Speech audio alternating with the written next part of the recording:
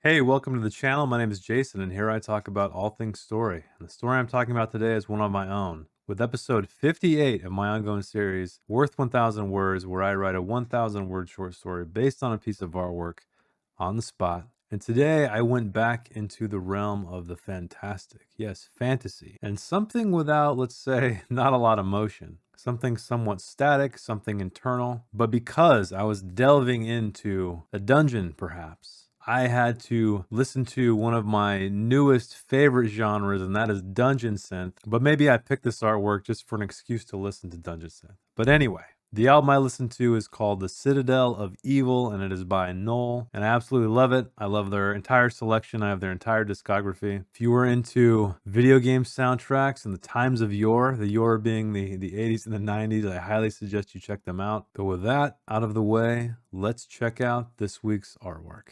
This week's artwork is simply titled Lockpick, and it is by an artist named Wherein I out of Istanbul, Turkey. I did one of Aaron's pieces last year called Witch Hunt, and that one was a blast. I really love his style. It's very crude, it's very minimalistic, it has a lot of energy to it. And I actually held on to this one. I told myself I would never do the same artist twice in a year, and so this one just remained in my bookmarks until now, and I decided I should finally go for it. And I haven't done a fantasy one in a few, so why not? And this one was also a challenge because there's not much going on here. I mean, I could tell the story of how this character got here, what happens if he breaks through this door or if not. But I decided to do something very different. I wanted to keep the camera here for the entirety. I wanted this piece to be entirely inside of his head, essentially. It was fun. It was challenging. I felt like I was in a great flow state for this one. So, Aaron, thank you so much for the continued awesomeness. I look forward to seeing what you do next. All right, let's see what I came up with. Rattle, click, clack, ting. That wasn't right. Not right at all. So off key. Fralin almost laughed at his joke, but he would have been the only one to hear it, and he despised his laugh. A fluted inhale followed by what could only be described as a reverse burp. Utterly disgusting. Boom! That wasn't right either, but it was a reminder that he wasn't alone. The fleshy abominations that guarded this citadel had his scent. The essence of pine and lavender, if you were curious, and were boom, boom, booming a tempo that was in direct opposition to the symphony he was composing. His lockpicks were the batons, the keyhole, the orchestral pit. If the boom, boom, booming weren't enough, the dreadful heat emanating from the brazier to his right was enough to drive him mad. It licked the stone wall like a dog who could never quench its thirst. Fralin wiped his brow with the back of his glove for the 12th time. He despised the fact that he knew the number, but he was an elf of numbers. That and locks, of course, and music, far more refined than the filth the prancing dolts in the forest played, for theirs did nothing but usher virginal swoons into glades to lose their innocence well before dawn. Fralin's music was about control. He was in command of this microcosm that had such a tight grip on this guardian slab. The bones of one of the great fathers who once stood tall for thousands of years, only to boom! Gods, if those buffoons weren't an annoyance. How could he perform under such circumstances? Closer they were, and anyone would and should be frightened if they had naught but lockpicks and their wits, like him. But not Fralin. Oh no. He had plenty of time. Neither their jostling fat and muscle, nor their slavering jaws struck fear into him. He'd been in far worse circumstances, faced worse odds, like the one time below Castle Harrow, far below, in the dankest of pits, where Fralin sipped breaths, while golden-haired Mora kept watch. God's rest her beautiful soul. And the crash boom! Fralin lost his grip on his picks, almost lost himself to the memory, but the mouth of the lock, transfixed, allowed it to dangle from its lip. Mora, Fralin said, The name was sweet, bitter, sweet. The keyhole remained slack-jawed, and Fralin went back to work as the discordant counterpoint to his succulent interlude quaked down corridors to test the foundation of this ancient abode, to test his patience. Rattle-ting-ting, clatter-ting-tong, da-ti-da, the winter maiden's song, Fralin sang. He hadn't planned on lyrical accompaniment, but when inspiration strikes, one cannot deny the muse. He continued his delicate work, parting teeth and pillars and swirly things, guiding bearings and barrings and tiddly darlings. Not their proper names, of course, but they were his names, his to raise, to mold, to release to find their true potential, which was to create a tone to make the dead weep. They are your children to name, and no others, was his mantra to his apprentices when he was bored enough to take them on. If you use the names others have given, you will have no power, because there is power in a name. Elf! Came a bellowing at his back, stirring his cloak, hotter than the brazier was. A wind to smelt the most stubborn ore. But not Fralin, oh no. Steadfast he was, focused, yet able to perceive all around him. The picturesque moon, splashing silver onto gold, the sculpted halls rising to where no light could reach, yet where sound could, producing such acoustics he had never experienced. The fetid flesh of the ones who pursued him, squeezing through the crumbling stone corridors, boom, boom, booming. And now, talking. Impressive. Their pronunciation of his race. Fralin would give them that.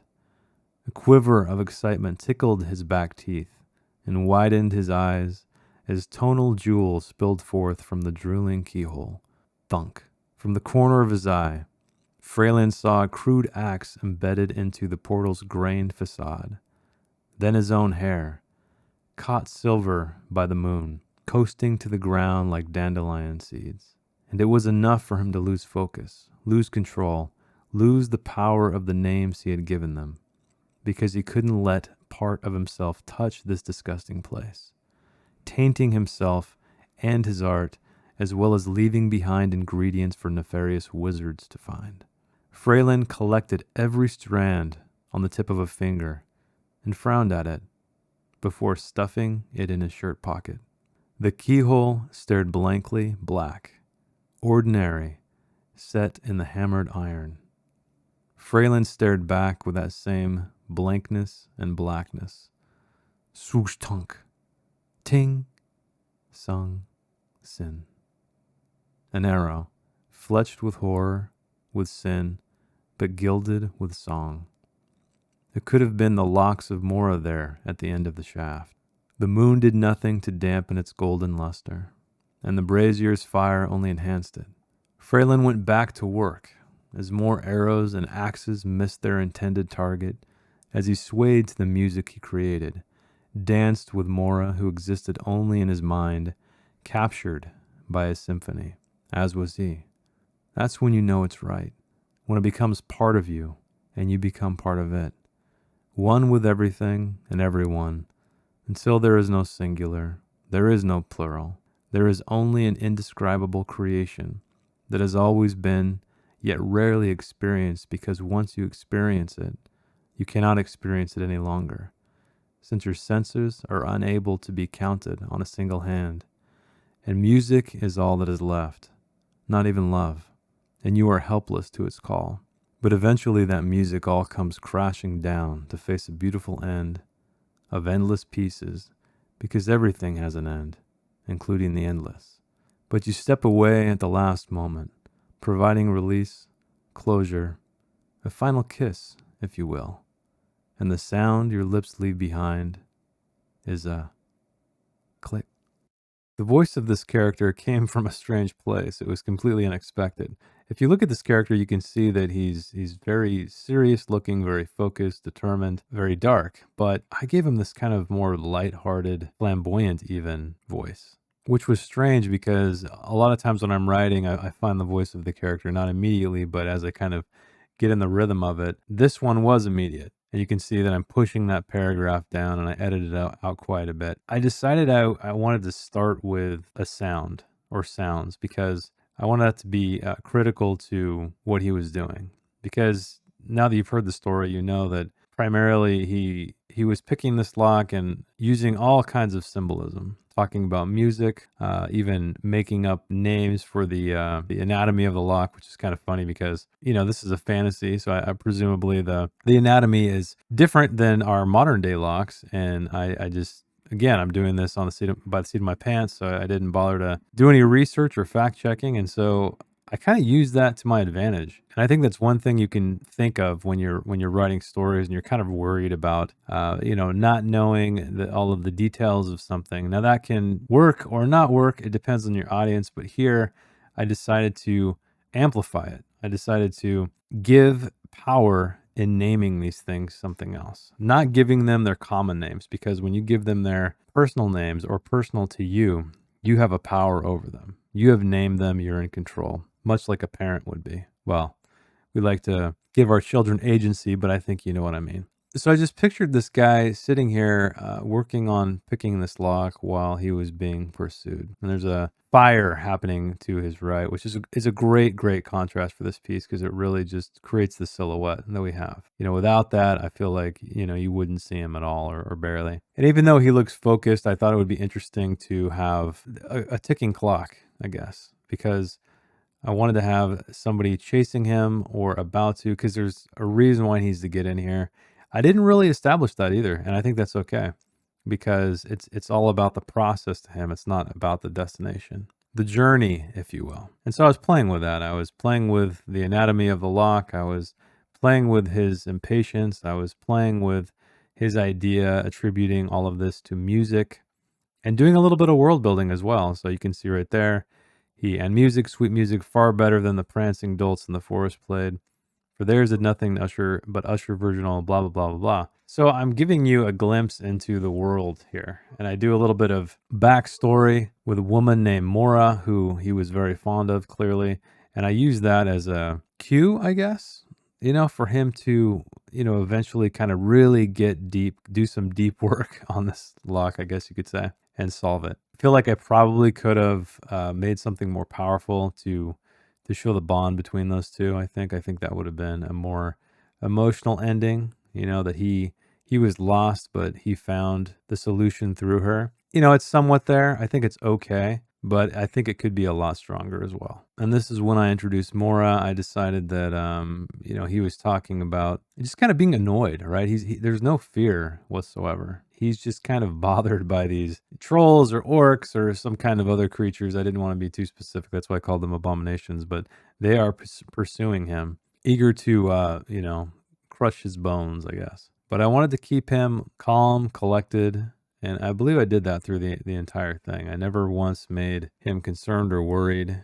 And you may ask, well, doesn't that ruin conflict? Don't you want to have some kind of scene turn? Don't you want to have a moment where all seems lost? And, you could, for sure. I didn't really do that here. I wanted him to just sort of be empowered the entire time. And I wanted the story to be more about how he felt about lockpicking. Because I think if any of you out there have a passion, whether it be writing or art, music, or even just something like gardening, right? It doesn't have to be an artistic endeavor. You kind of lose yourself in it. It becomes more than what it is. And I used to play music when I was younger. I don't do it so much anymore, but I remember that feeling as well. When you're playing music, you don't know where things are going. You're just strumming on a guitar, seeing where it takes you. It's much like this, what I'm doing here. It's much like writing without knowing where you're going. And you're discovering the music, you're discovering the story. So that's what I wanted to have Fralin do. Because he is an artist. He's clearly an artist of the lock. And here I am talking about they are your children to name and no others. This is when I start to essentially define his philosophy on the names. And it's funny because it was total laziness on my part, but I think it really adds a lot more color to the story with those descriptors. And in hindsight, I think you could do something like maybe it's not music, maybe it's touch, because clearly touch is very important for someone picking a lock. But I went with music. I went with something different. I guess I went with something familiar. And I like the fact that there is an auditory aspect of it. But when you just compare it to music, or you ascribe music to it, a musical nature, it uplifts it somewhat. It gives it an art. And I'm sure I could have attributed something else like sculpture for him, moving the tumblers or whatever is inside this lock to get it just right. And that would have been a completely different take. And that's what's always interesting about storytelling, is the possibilities are endless. And that's the thing I struggle with the most, I think, is this the best one? Is this the right way to do it? And you're always striving for that. You're always striving for what is the best way. And you'll probably never discover it. It might be the best way, or the best enough way, because otherwise you would just be scrutinizing and scrutinizing and scrutinizing forever and never releasing anything. I don't know that many people think about that. I mean, you can say that about any art, but when you're telling a story, you're just building this entire thing pebble by pebble by pebble. And those pebbles can be in infinite configurations, infinite shapes, infinite colors. And I think that's why writing can be daunting. I mean, it's still daunting to me. Every week when I sit down to do these, I have no idea what I'm going to do. I don't even know what artwork I'm going to choose. I choose it that day and just hit the stopwatch and go. And as you know, sometimes I have to sit here for a long time staring at this piece of artwork for upwards of 10 minutes or so before I even write a final line. But I think that urgency allows me to start, because if I didn't have it, if I told myself I didn't time these, I didn't record them, I almost feel like I would spend way too much time on them, because I really have a problem with perfection. Not that anything I write is perfect, not even close, but I fiddle with words quite a bit. I fiddle with rhythm. And so I think this is a really great exercise for me, just trying to keep a time limit. I don't really give myself a time limit. I try to hit about an hour, but there's been some where I've almost hit 2 hours, those ones that I really get stuck in. But this one, while it was a challenge, while I had just a stationary character here to look at, not an elaborate scene like some of the ones I do, it actually ended up not being as difficult as I thought. Once I found the voice of the character, I think everything fell into place. And you just kind of like let your mind wander. It's almost as if you're doing free writing or long form outlines, and you just go and you find the story. And it's funny because I may do a video on this, but I'm experimenting with a writing process that Dean Wesley Smith calls writing into the dark. And essentially it's writing without an outline. It's what I'm doing here. And his method says that you just go. You don't really know where you're going. You don't outline. You write what he does anyway. He writes about 500 to 600 words, stops, hard stop, goes back to the beginning, kind of sifts through it, sculpts it until he's happy, until he hits white space, and then he keeps going again until he hits another 500 to 700 words, sometimes 1,000 words, and he repeats and repeats and repeats, because he only does one draft. I know, crazy, right? One draft. I mean, realistically, it's multiple drafts, because he's parsing through this over and over and over again. One thing he's not very clear on, though, is if he's at the last chapter and he has an epiphany, does he jump all the way back? I think that's okay. I think I would have to do that. But there's something he's right about. I mean, a lot of strange things just hop out of your imagination when you just don't overthink it. So that's what I'm trying with my next novel, the one that I've been stuck on, the one that I've been stuck on outlining. Yes. Getting in my own way, I think. So I'm going to give it a shot. I think I have a good vision of the characters in the world and what I want to do. So hopefully that's enough to not give me just tens of thousands of words that are garbage. We shall see. And thankfully, due to these exercises of writing these stories every week, I feel like I was exercising my muscles getting ready for something like this. However, going beyond 1,000 words, I think, is going to be where it gets challenging. In this last section here, back to the story, I know I'm rambling and all over the place, but I love run-on sentences right when they're done for effect, and that's what I did here. I'm not sure if it was apparent in the reading, but once I say when it becomes part of you and you become part of it, that's an entire sentence all the way until the click, which is the next sentence. And Cormac McCarthy's done this. There's been entire books written this way. And while I wouldn't go that far ever, I think there was a nice effect to that, right? There's a nice cadence to run-on sentences that almost, I was trying to describe this flow state he was in toward the end. I was trying to show the reader that he's finally getting it. He's getting maybe philosophical a little bit, a little deep, but I think that's where you have to go when you're truly in the moment. And we're about ready to wrap it up. 1,001 words. I'm just going and trying to tweak some things, taking some words out, as I always do in my second pass. Sure, I'm missing lots and lots of problems. Well, in fact, I know I am because I've already read through it. But that's all right. It's clean enough. Looking for one more filler word. And there I am at 1,000. Welcome to the end, dear viewer. I am so glad you made it. This is where I talk about my final thoughts, what I liked, what I didn't like, maybe what I learned. Well, this one, as I said, was an internal piece. There wasn't a lot of external action. Sure, there was the mention of these beasts pursuing our character, our hero, while he's meticulously picking this lock. But most of what we hear are his thoughts, how he describes the act of lockpicking, how he feels like it's an art, how he ascribes it to music and composition, and how he does this without fearing the impending doom at his back. I really enjoyed this one. I had a good time doing it. And you know, when you're not frustrated and you feel like you're in a flow state, I feel like that's when all the great stuff happens. And for me, it happened here. If there's one thing I could change, I would say add a little bit more emotional resonance to it. I introduced this character named Mora, and she was special to him. And I briefly mentioned it in part of a flashback, but then brought it back full circle at the end as kind of an inspiration. But other than that, I enjoyed the imagery, I enjoyed the pace, I enjoyed the character. As I said in the artwork section, I thought he'd be a little bit more brooding, a little bit more serious, as we know a lot of rogues tend to be. But no, he was lighthearted, he was flamboyant, a little cheeky, and it was a pleasant surprise. So I enjoyed writing the character, and I enjoyed the pace of it, and I hope you enjoyed it too. So if you'd like to support the channel, give me a like if you like the video, subscribe if you like story-related content, check out my books below, down in the description, and keep reading, keep writing, and I'll see you next week. Thanks. Bye. If you'd like to read the story in its non-video format, check the link in the description. I didn't edit anything else, promise. Thanks again.